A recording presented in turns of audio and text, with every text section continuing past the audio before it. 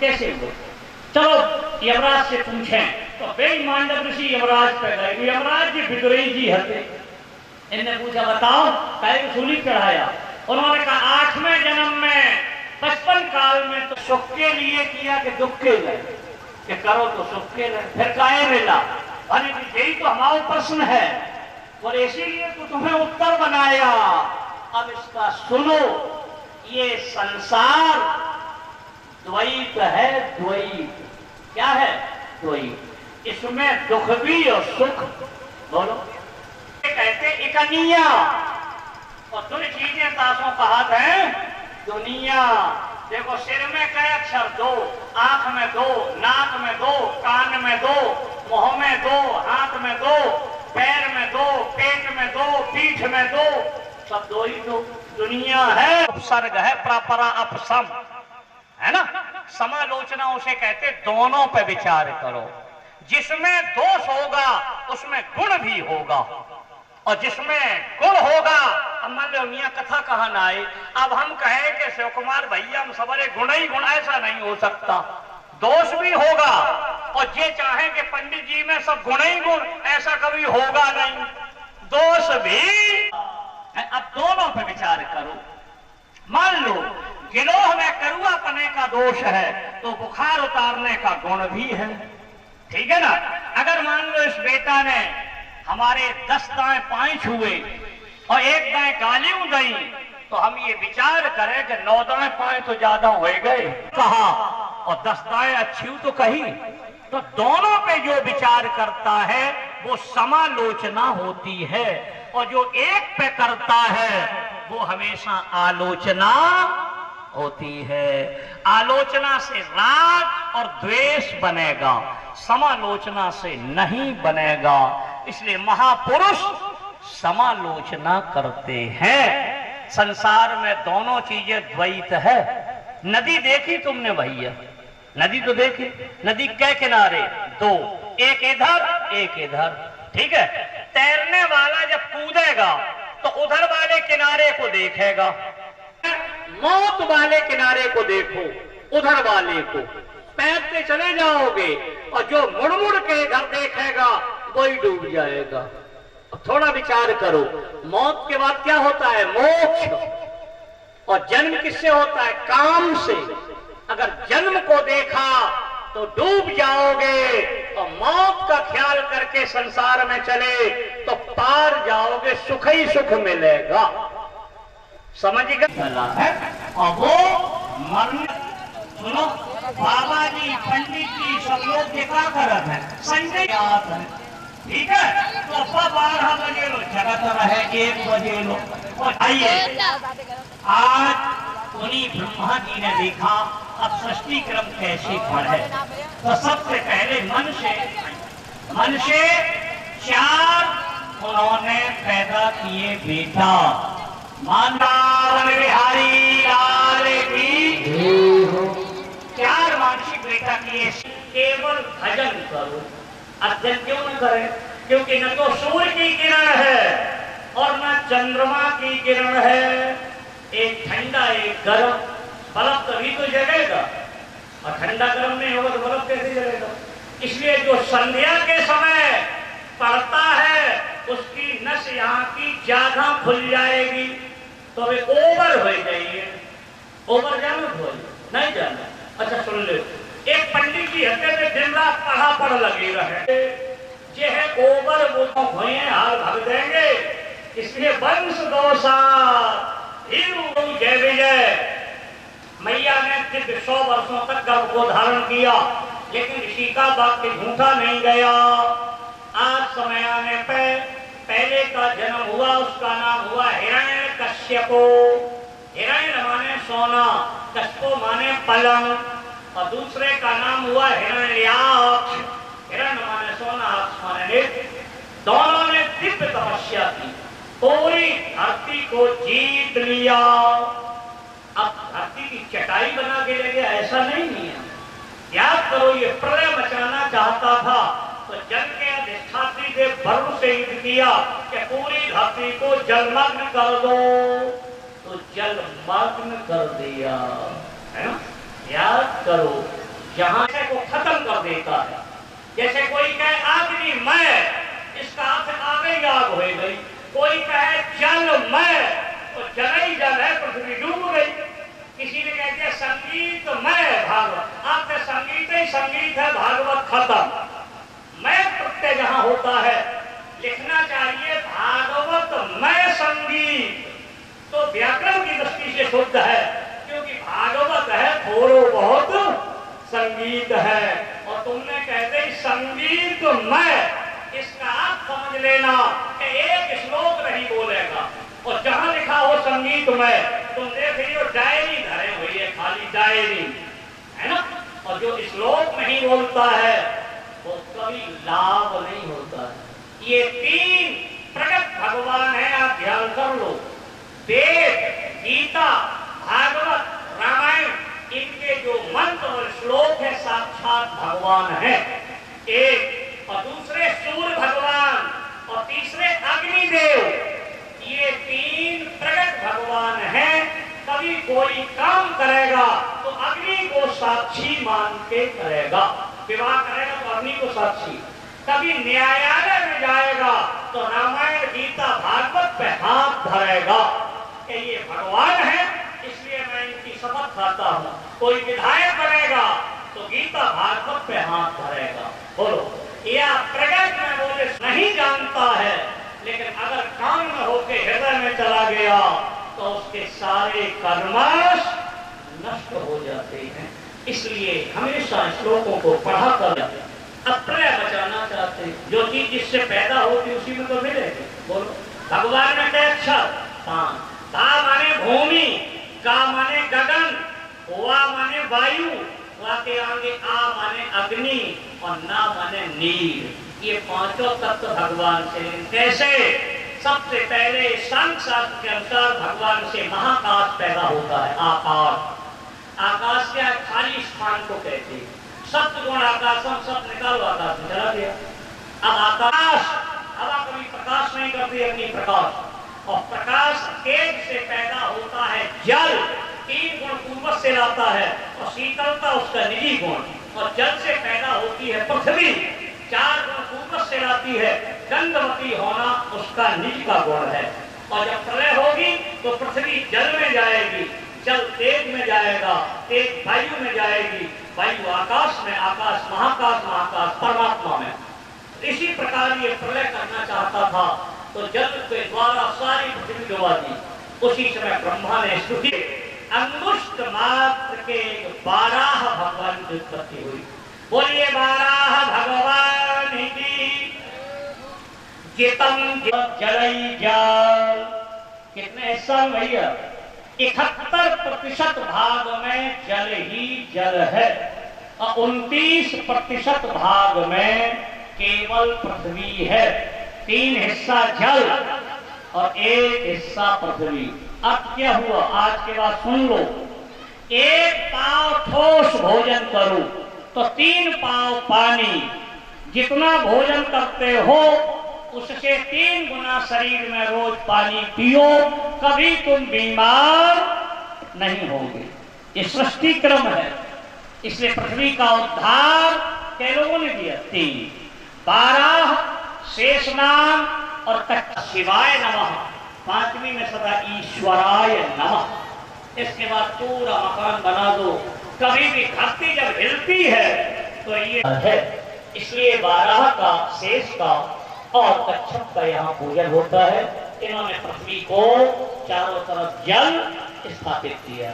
इसलिए पृथ्वी का जब पैर छूते हैं क्या कहते हैं? समुद्र बसने देवी, पर्वत स्तन मंडले, विष्णु पत्नी नमस्तुभ्यम, पादस्पर्श क्षमस्व में। समुद्र ही बसन माने तुम्हारा कपड़ा है, पर्वत ही तुम्हारे स्तन है, तुम विष्णु की पत्नी हो, हम पैर रख रहे, हमें क्षमा कर दो। ऐसे पृथ्वी का उद्धार किया। यहाँ तक की ये चर्चा याद करो, 12 भगवान तक की और हृदयात तक की। इसके बाद छाययः कर्दमोज्यके देवभूत्याम पति प्रभो। यहाँ से अब कथा आगे कर्दम ऋषि की थोड़ी बता रहे 2-4 मिनट, इसके बाद मेरी कीर्तन फैलाती होगी। तो सुनो, कर्दम ऋषि एक भागवत में ऐसे ऋषि हुए जिन्होंने भगवान की तपस्या निस्वार्थ भाव से की। अन्य लोगों ने तपस्या करके मांगा कि भगवान तो हमारे पुत्र के रूप में आओ, और कर्दम ऋषि से भगवान ने मांगा। कर्दम ऋषि के बाद भगवान गए और कहा महाराज तुम्हारी तपस्या से हम संतुष्ट हैं, तो हम क्या करें? बोले आप हमें वरदान दे दो। भगवान ने कहा हमें। कर्दम ने कहा बोलो क्या दे रहे? बोले आप हमारे पिता बन जाओ। सब लोगों ने कहा भगवान को पुत्र बनो, और भगवान ने कर्दम से कहा कि तुम मेरे पिता बन जाओ। तो कैसे बने? बोले मनु महाराज अपनी लड़की लेके आए तो तुम विवाह कर लेना। बोलो कितने बड़े ऋषि थे, इसलिए याद करो।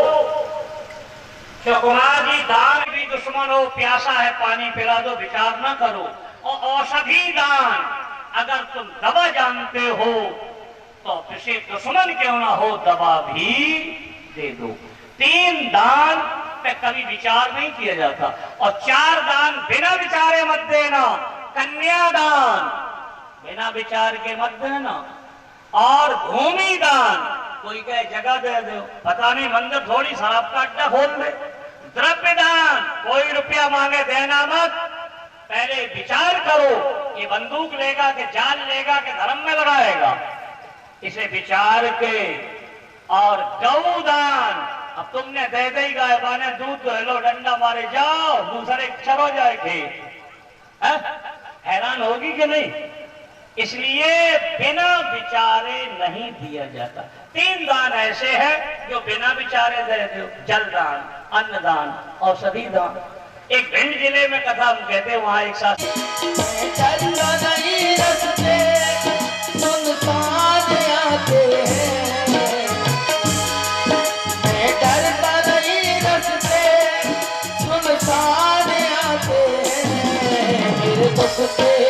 मेरे दुख के दिनों में वो परेशान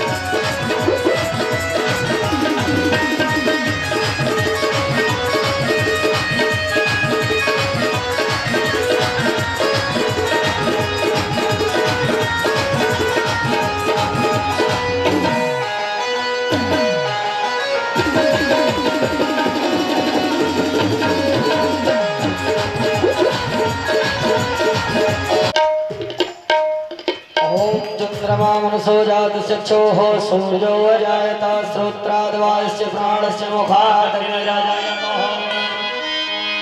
आरती गाऊं प्यारे आपको रिझाऊं, बाके बिहारी तेरी आरती गाऊं, बाके बिहारी तेरी आरती गाऊं। आपको रिझाऊं, आरती गाऊं प्यारे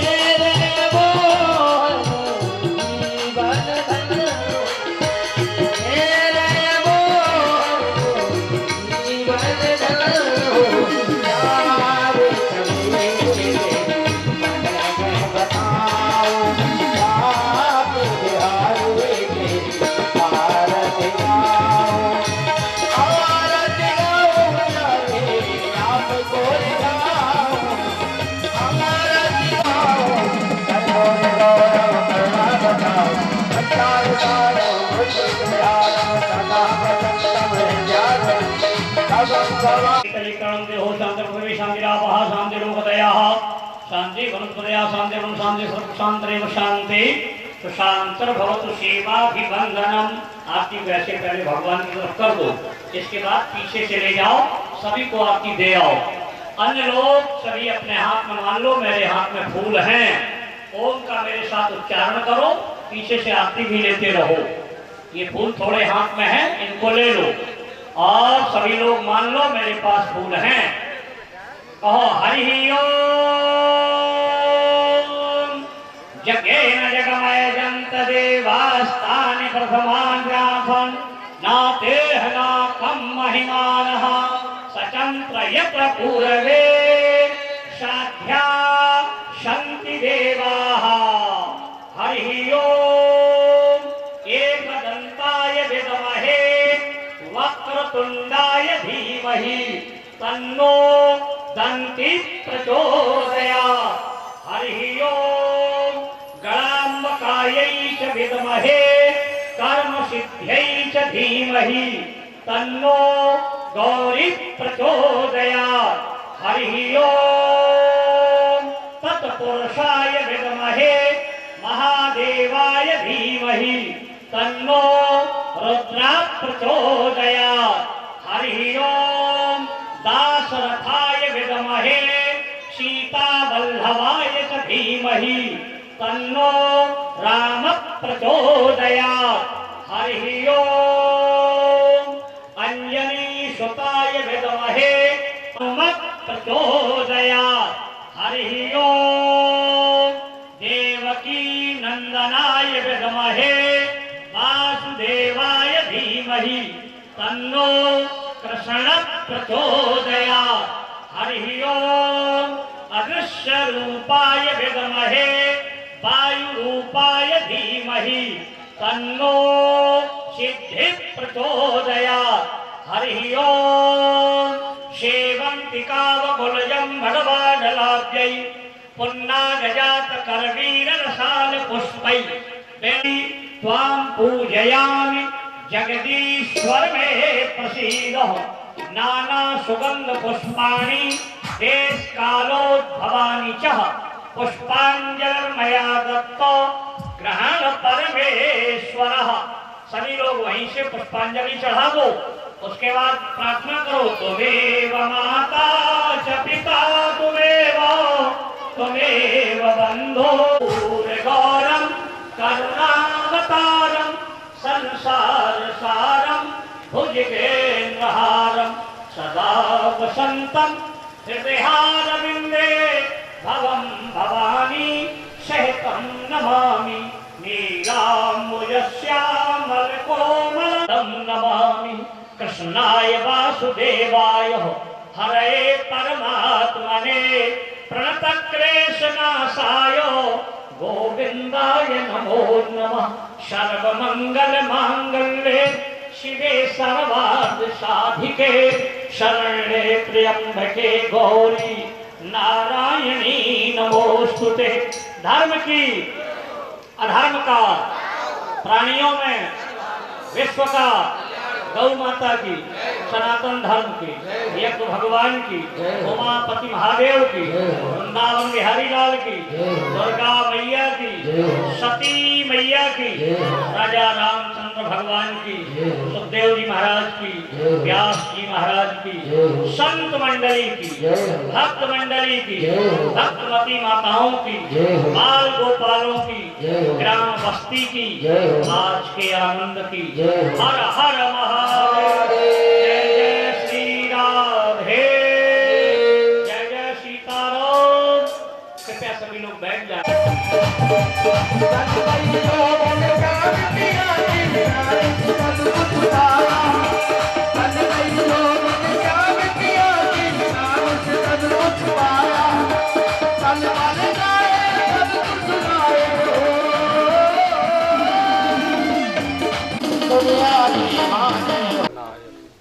आप पीछे से एक बूंद जल वाले में छोड़ना। अब उसमें छोड़ना। ओम भू स्वाहा अग्नये नमः। ओम भुवः स्वाहा सूर्याय नमः। ओम स्व स्वाहा सोमाय नमः। सभी लोग आ जाओ, और लोग जो भी हो थोड़ी थोड़ी ले लो सब लोग।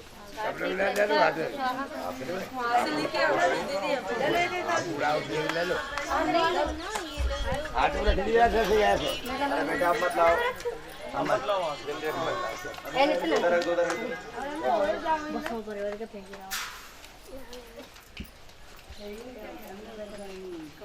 इधर आ जाओ बता दो कैसे डालना है ना अगर मंडली फतेहाबाद क्षेत्र सासपुरा निज ग्रामे यथार्थ ब्रह्मण सुधा कक्षायाम यज्ञ श्रीमद भागवत महापुराण यम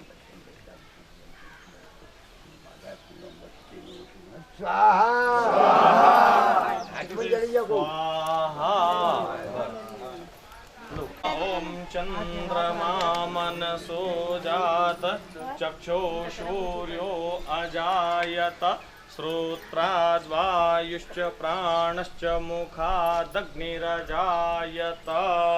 आगे बढ़ाते चलो सब लोग, पहले आरती करते चलो, पहले आरती करो। जाते बाके आदम बाके बाके आदम ऐसे बढ़ाते चलो। हरि ओम ओम धूर्षिधूर्वं धूर्वन्तं धूर्वतं योष्मान् धूर्वति तं वयं धूर्वामः देवानमसि पप्रितमं ज्येष्ठतमं देवहूतमं मा। हरिः ओम ओम अग्निः ज्योतिः सूर्यो ज्योतिः स्वाहा ओम अग्निर्वर्चनं मे अस्तु दशवीरगुं आत्मस प्रजासने पशुसने लोकसन्यभयसनि अग्निं प्रजां बहुलां मे करोत्पन्नं पयोरेतो अस्मासु दत्ता। कर्पूरगौरं करुणावतारं संसारसारं भुजगेन्द्रहारं सहितं नमामि। त्वमेव माता च पिता त्वमेव त्वमेव बन्धु च सखा त्वमेव त्वमेव विद्याधरं त्वमेव त्वमेव सर्वं मम देव देवा। मासायकचारुचापं नमामि विघ्नं रघुवंशनाथम् अतुलितबलधामं हेमशैलामदेहं तनुजवनकृशानं ज्ञानिनामगणगण्यं सकलगुणनिधानं वानराणामधीशं रघुपति शांतिर्भवतु समर्पणम्। ऐसे कर दो, चारों दिशाओं घूम के करते बोला ऐसे ही। अरे हाथी करते हैं, हाथी करते जाओ हाथ चला बच्चा है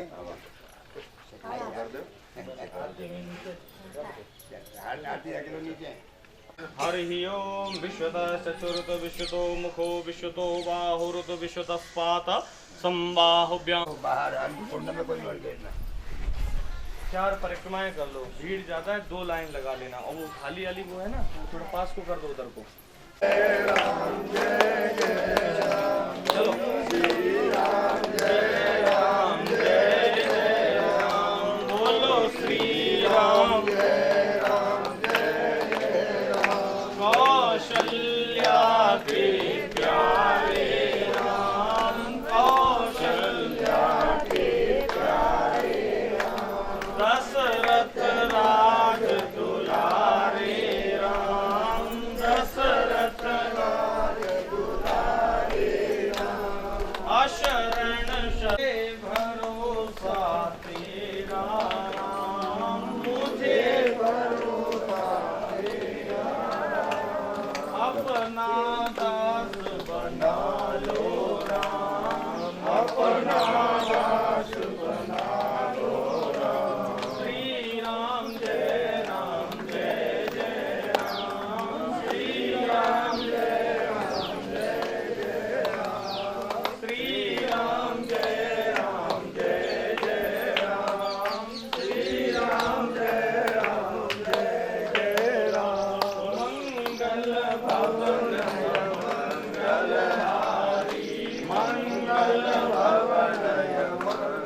तीन तरीका है, याद कर लो। तौल, जैसे आप पे गेहूं है तो दूर भैया हो तौल तौल के बांध लो, ठीक है। अब तुम पे मकान है तो मकान तौलियो तो नहीं, खेत है तो न तो तौल के बांध पाइयो और न रस्सी ले नाप के। कैसे बांट दिया?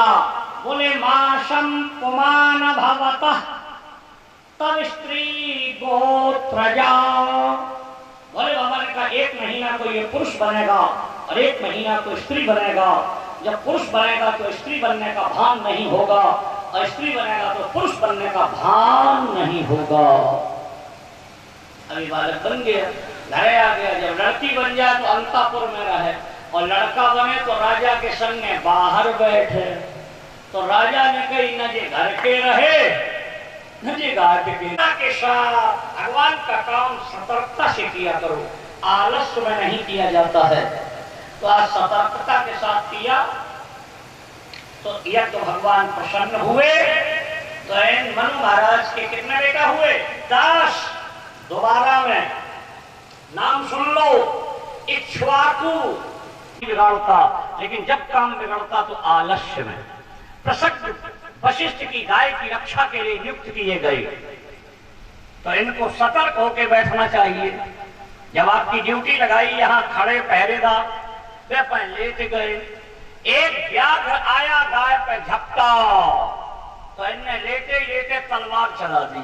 व्याघ्र ने छलांग भर दी, इसलिए खाली व्याघ्र का कान कटा। कपला गाय सामने आ गई, उसकी तलवार से गर्दन कट गई।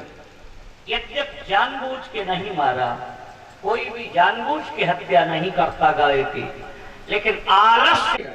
एक बार जंगल गए, अपनी लड़की सुकन्या ढेर में 2 आंख चमक रही। लड़की ने मुक्त स्वभाव 2 कान प्रार्थना की तो वो चवन नाम के ऋषि की समाधि थी। उन्होंने कहा अब हमारी दिनचर्या कैसे हो? राजा ने कहा उत्तरदायित्व तो मेरा। 16 साल की बाद ऋषि ने कहा हम तुम्हारी सेवा से प्रसन्न वरदान मांगो। कन्या ने कहा मेरे पिता तुम्हें पति के रूप में दे गए, पति से जो सुख मिलता है और पुत्र की प्राप्ति होती आप मुझे प्रदान करो। ऋषि का शरीर जर्जर था, मैं यज्ञ में भाग दिलाएंगे, मुझे जवानी दो। भागवत में वर्णन है, तालाब में औषधियां डाल के स्नान कराया, ऋषि जवान हो गए। ब्रह्म वैवर्त पुराण में लिखा है उन अश्विनी कुमारों ने एक अवलेह बनाया, ऋषि ने अवलेह को चाटा, ऋषि जवान हुए। अवलेह का नाम है च्यवन प्राश। एक दिन राजा देखने आया तो जवान के बामांग में कन्या बैठी। चिंता न करो पिताजी, ये तुम्हारे वही जामाता माने दामाद हैं जो भृगु जी के बेटा हैं। जब राजा को ज्ञात हुआ तो राजा पुत्री के चरणों में गिर गया और क्या कहा उसने कि तुम मेरी पुत्री नहीं हो, तुम मेरी तपस्या की साक्षी है, तुम मेरी मूर्ति हो। याद कर लो भैया, जिसका बेटा जिसकी बेटी एकदम भगवत भक्त हो, समाज सेवी हो, संसार में यश फैलाने वाले हो, तो अपने आप तुम समझ लेना कि है देही। अगर दशरथ राजा और कौशल्या मैया, राम धर देही और जनक मैया जनक राजा सुनैना रानी के अच्छे कर्मों की मूर्त वैदेही, तो जिनके संसार में कर्म होते वो आज हमें दिखाई दे रहे हैं। इसलिए उन राजा ने कहा था कि तुम मेरी पुत्री नहीं हो, मैंने जो सारे जीवन में पुण्य कर्म किए हैं उसकी तो मूर्ति बन के कन्या बन के आई हो। प्रणाम करके चले गए। अगले राजा थे जिनका नाम था नवा। इनके बेटा कहे भाई 9, ध्यान से कथा सुन लेना, हमारा रिकॉर्ड है, कोई कथा छोड़ता नहीं हूं। नियम पूर्वक हर कथा का संकेत, मेरा हिस्सा दो, मेरा विवाह करो। उनने कहा तुम्हारा हिस्सा 8 महीने पे चले जाओ। 8 पे गया, 8 ने कहा तुम्हारा कोई हिस्सा नहीं। क्यों? बोले तुम्हारा नाम है नाभाग, पिता परे से ले जाए। अब्बा ने कही हमारे हिस्सा में तो माता पिता। उनके पिता ने कहा अब मत मांगना, याद रख लो, जिस भाई की नीयत बिगड़ जाए फिर उससे दोबारा कभी नहीं मांगना, वो देगा नहीं, पत्ते में झगड़ा और होगा। इसलिए ने कहा नहीं मांगना, अब तुम्हें उपाय बताएंगे। पास में पंडित जी यज्ञ कर रहे हैं, तो पहले ब्राह्मणों का नाम, तो 6वें दिन के मंत्र भूल जाए। 7 दिन का यज्ञ था, अब पहले दिन आते फिर यज्ञ करने लगे, 6वें दिन आए फिर भूले, फिर पहले से करें। उनने की चाहे 4-6 साल लग जाए यज्ञ पूरा करिए। जैसे कोई गिनती भूल जाए भैया तो एक फिर दिन लगा था। अब ये बालक गया, इसे मंत्र सब याद थे, तो जैसे ही पंडित जी भूले खट जाने सुनाए थे 6वें दिन के हाल यज्ञ हो। पंडित जी लड़ा तुमने हमारो यज्ञ कराओ, अब ये बचो बहु सामान तुम ही बांध ले, ठीक है। जो बांधने लगा तो वो शंकर जी आ गए, बोले यज्ञ का बचा हुआ भाग रुद्र गणों का होता है। बोले हमें पंडित जी ने दिया। बोले नहीं, निर्णय कौन करेगा? बोले तेरा पिता।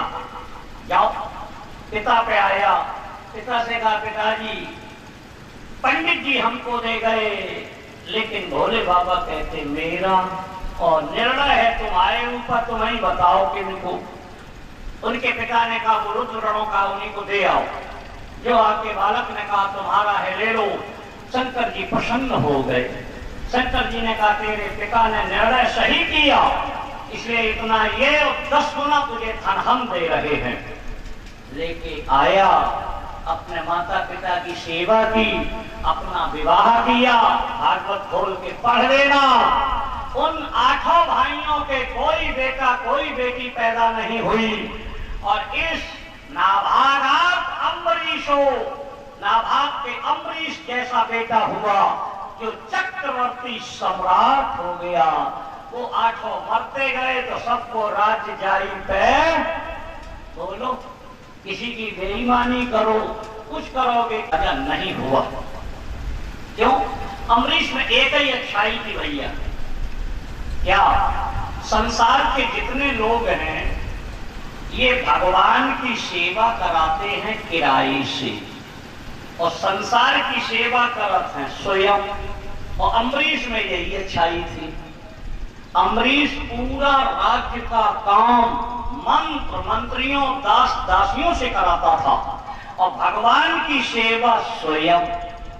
बोलो, आजकल मंदिर बनवाना बड़ा सरल है, रुपया है, हाथ श्रेष्ठ है जो भगवान के चरणों में लगे, हाथ वो श्रेष्ठ है जो मंदिर मार्ग स्वयं हाथ से चाकी चलाता था। तो पीछे से भगवान आए और पीतांबरी से हवा करने लगी।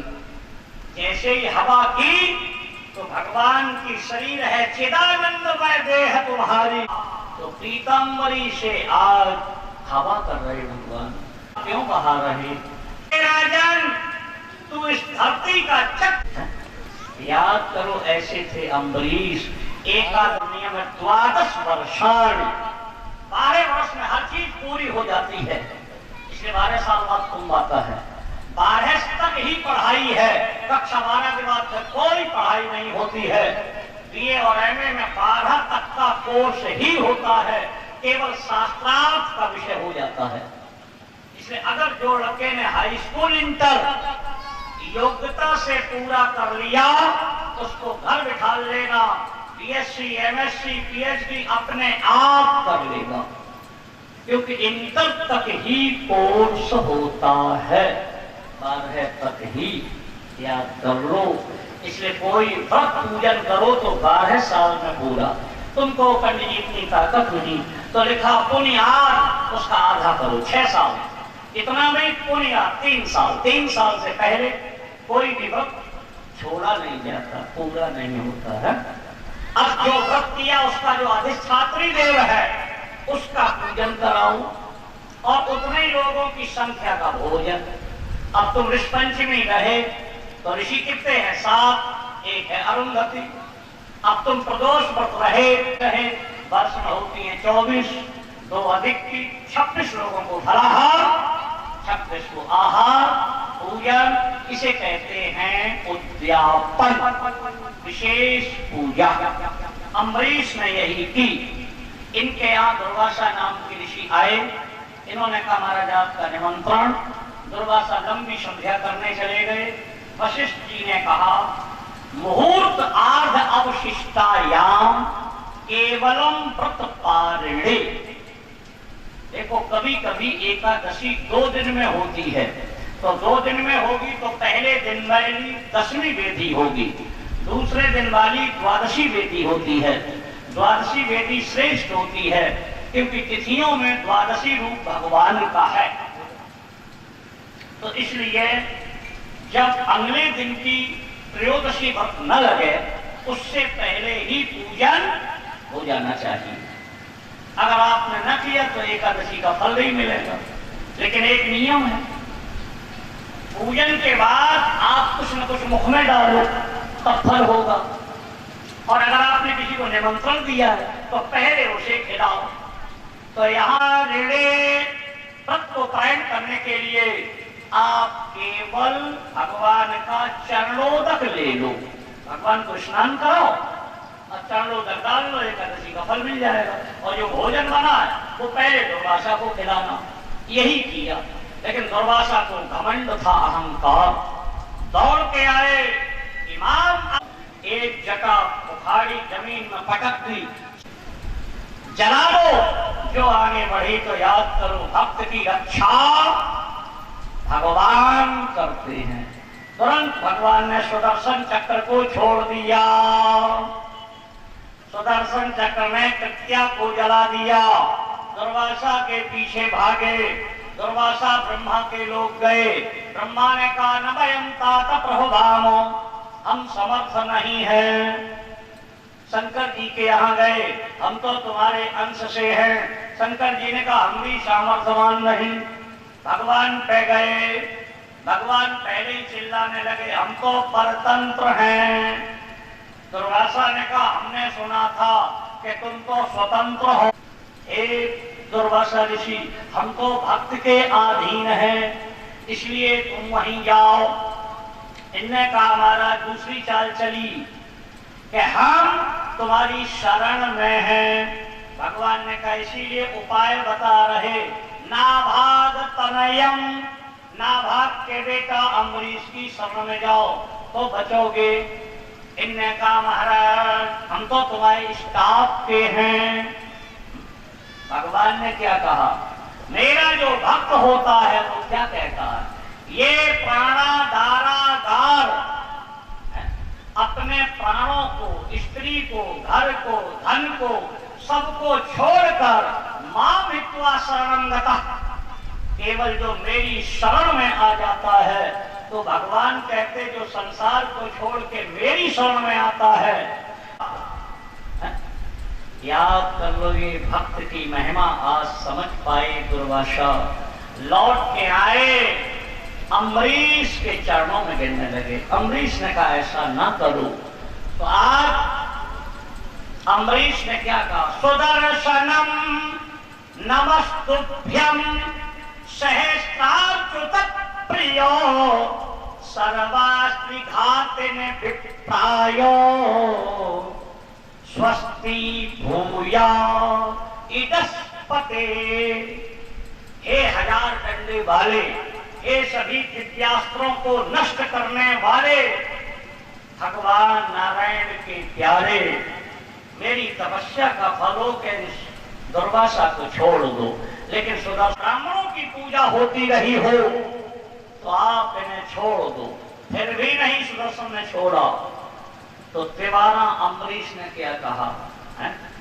कि हे सुदर्शन, अगर मैंने अपनी प्रजा की आत्मवत श्री राम में सबको भगवान समझ के मैंने सेवा की हो तो तुम्हें भक्त और भगवान की सौगंध है। आप विगत ज्वरा, इन दुर्वासा को ज्वर से रहित कर दो। जब श्री राम की बात कही तब सुदर्शन शांत हुए, तब दुर्वासा के चरण धोए, तब इन्हें भोजन कराया। इसमें 1 वर्ष और बीत गया था तो अम्बरीश का और यश बढ़ गया। आज दुर्वासा ने कहा अहो अनंत दासा नाम, आज मैं जान पाया कि भगवान के भक्तों का कितना कोई मैं जग देखा और मोते अधिक संत कर लेखा। संत भगवान से भी आगे होता है, भक्त भगवान से भी आगे होता है। अहम भक्त पराधीनो, ये आपको उनकी कहेंगे। इक्ष्वाकु राजा ने ही अयोध्या नगरी को बसाया, अपने गुरु से कहा एक नदी लाओ, क्योंकि उसी गांव में रहा जा फौजी भैया जहां में 5 चीजें होती हैं, उसी में रहा जाता। मनुस्मृति के अनुसार गांव के किनारे नदी हो पानी पीने को, 1 गांव में रक्षा करने वाला छतरी रहता हो, 2 गांव में नोट देने वाला व्यवहारिया रहता हो, 3 गांव में दवा देने वाला वैद्य रहता हो, 4 और गांव में ज्ञान देने वाला विद्वान पंडित रहता हो, उस गांव में रहा जाता है। 5 से कोई बात कम होगी तो हैरान होगी। तो आज वशिष्ठ जी से कहा अयोध्या के किनारे नदी लाओ। वशिष्ठ जी गए, अपने ब्रह्मा के नेत्रों से नेत्रजा नाम की नदी को लाए। आप जाना हिमालय पे गंगोत्री से निकली गंगा और जमुनोत्री से निकली जमुना, और जहां मानसरोवर है वहां से निकली सरयू। ये ब्रह्मा के नेत्रों से उत्पन्न हुई, मानसरोवर से निकल के आई सरयू, उसी के किनारे ये अयोध्या बसा है। यही आगे चल के घाघरा में परिणत हो जाती है। सरयू को ही आगे घाघरा कहते हैं। ये कर्मयुक्त भक्ति देने वाली दिव्य नदी है। इसके किनारे ये अयोध्या नगरी को बसाया। इक्ष्वाकु ने राज्य किया। इन्हीं इक्ष्वाकु के 15वीं पीढ़ी में युवनाश, युवनाश सभी राजाओं का नाम महाभारत में है, भागवत में नहीं है। 15वीं पीढ़ी में युवनाश, युवनाश दिव्य राजा हुए, इनके कोई बेटा नहीं हुआ। ब्राह्मणों को बुला के यज्ञ कराया। मंत्र अभिषिक्त एक घड़ा था, घड़े में मंत्र अभिषिक्त जल था। जब पूरा हो जाएगा तो रानी को पिलाया जाएगा। यज्ञशाला में राजा सोते थे, यज्ञ पूरा हो चुका था, कल पिलाया जाता। रात में राजा को प्यास लगी तो राजा उसी घड़े का पानी पी गए। सुबह गुरु वशिष्ठ ने कहा घड़ा, बोले पानी नहीं। किसने पिया? राजा ने कहा हम ही ने। बोले तुम्हारी पेट में बच्चा आएगा। अब तो जी बहुत घबराए। बोले घबराइए नहीं, हम लोग आएंगे, शल्य चिकित्सा के द्वारा बालक को बाहर करेंगे। याद करो, मानधाता की दाहिनी कुक्षी को फाड़ा गया और एक बालक निकला। अब वो बालक दूध कहां से पिए? तो इंद्र का आवाहन किया। इंद्र की तर्जनी उंगली में अमृत का वास है।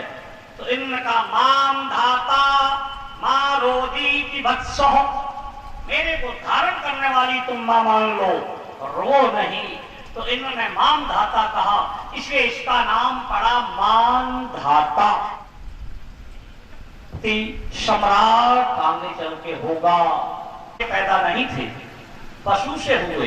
एक गोकर्ण जी गाय से हुए, चिन्ह के लिए 2 कान, शरीर मनुष्य का। एक श्रृंगी ऋषि हिरणी से पैदा हुए, चिन्ह के लिए सींग लगा था, नाम पड़ा ऋष्यशृंग। 2 महात्मा ऐसे जिन्होंने पेट में विद्या सीखी, और एक अर्जुन का बेटा अभिमन्यु। बोलो, 2 ऐसे थे जिन्होंने, याद करो, स्त्री पुरुष में भेद नहीं जानते थे। एक श्रृंगी ऋषि और सुखदेव जी, 2 ऐसे थे जिनने शरीर 2 बार धारण किया। पत्नी पहले ही शरीर की मिली, बोलो, या पहले शरीर वाली रति ही उन्हें मिली, बोलो। ऐसे ही दक्ष, बकरे का मस्तक लग गया, शरीर हट गया, दोबारा फिर मिली। तो ऐसी 50 कथाएं तुम्हें हम दिखा दें, शंका न करो। उसके लिए क्या लिख दिया? कर तुम अकर तुम अन्यथा कर तुम प्रभु समर्थ। जो करने योग्य है उसे भी भगवान कर सकते हैं, और जो न करने योग्य है उसे भी भगवान कर सकते हैं। बछड़ा बिना गाय और सांड के नहीं होता है, बेटा बिना माता और पिता के नहीं होता। लेकिन भागवत में लिखा है, जब ब्रह्मा जी ने कृष्ण भगवान के ग्वाल बाल और बछड़ा चुराए लाए, तो उन कृष्ण ने बिना गाय, बिना सांड, बिना माता, बिना पिता के उत्ते ही ग्वाल बाल, उत्ते ही बछड़ा बनाए गए। यावत वत्स वत्स बाल, यावत बपुर करांगराधिकम, यावत यष्ट विषाण वेणु दलशित, यावत विभूषाम वरम। इसलिए भगवान सामर्थ्यवान होता है।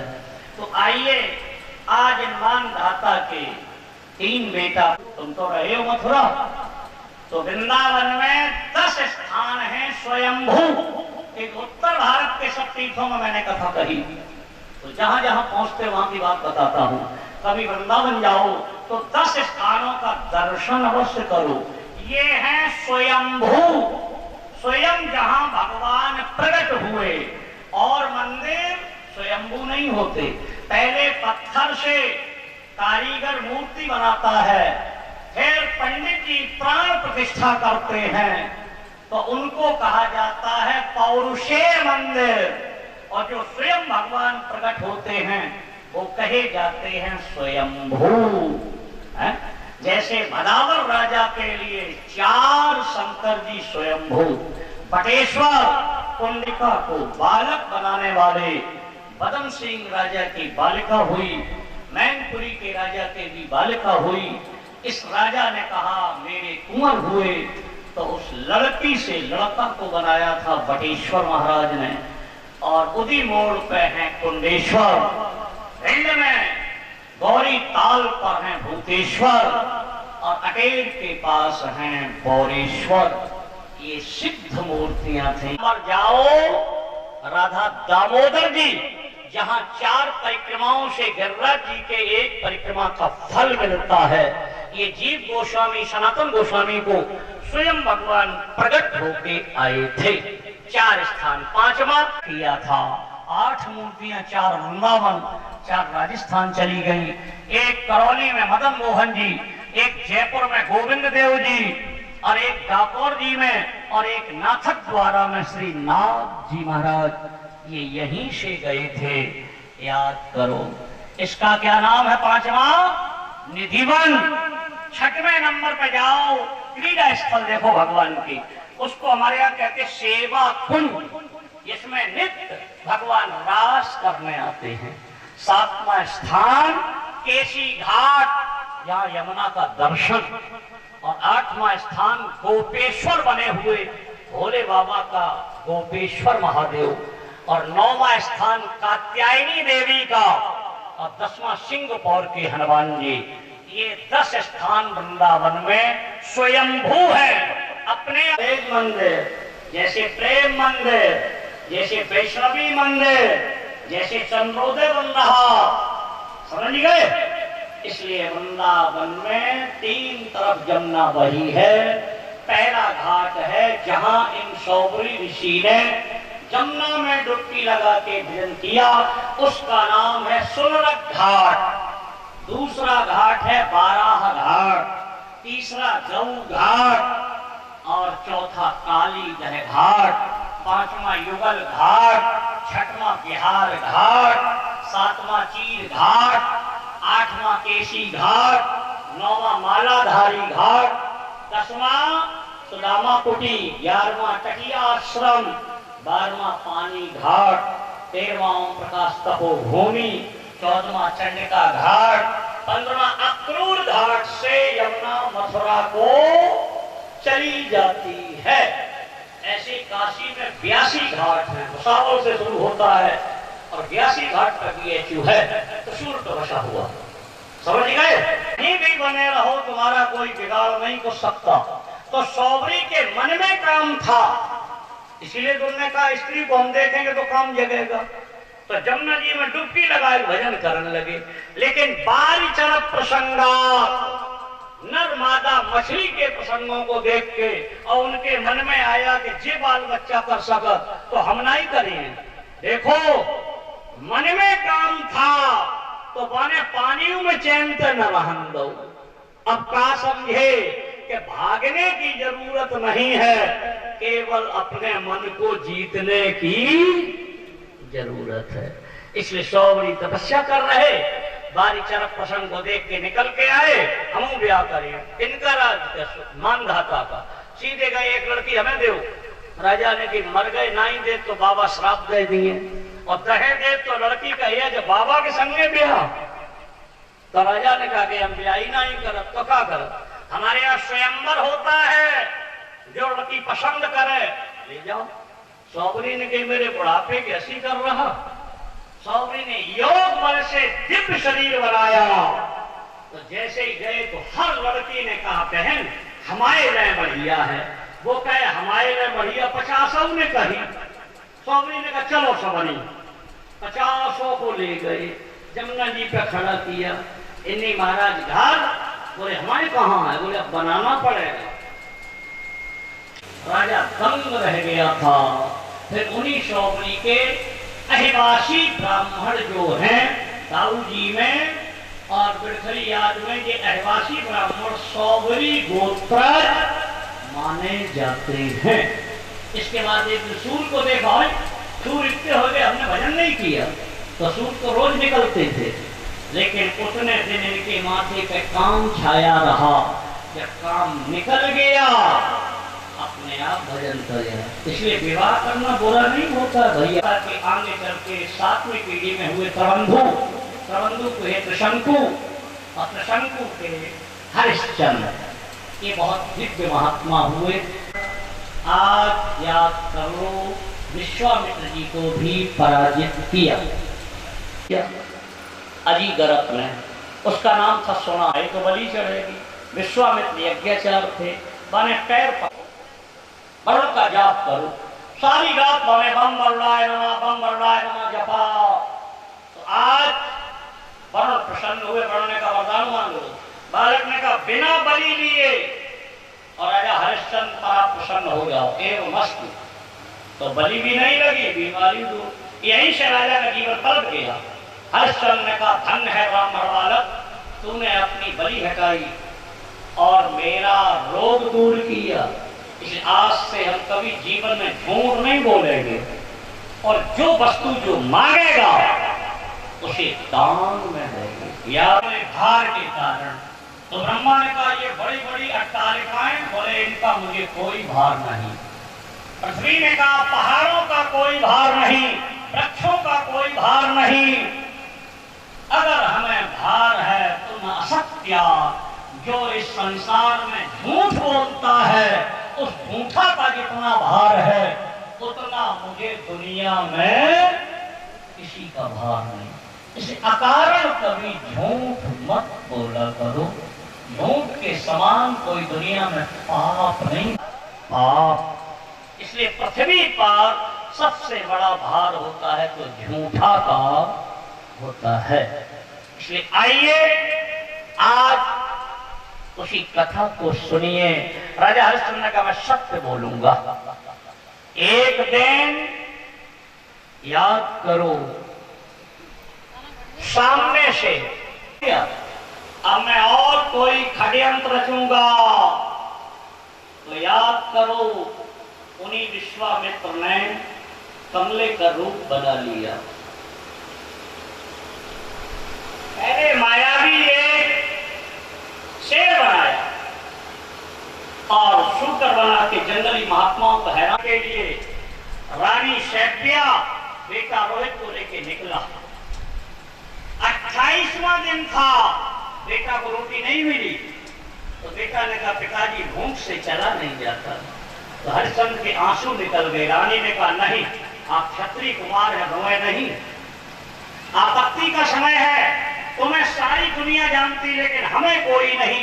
इस पेड़ पर चढ़ जाओ, लकड़ी तोड़ लो और हम जाएंगे पास के गांव में बेच आएंगे और रोटी खरीद के लाएंगे, बेटा खिला देंगे।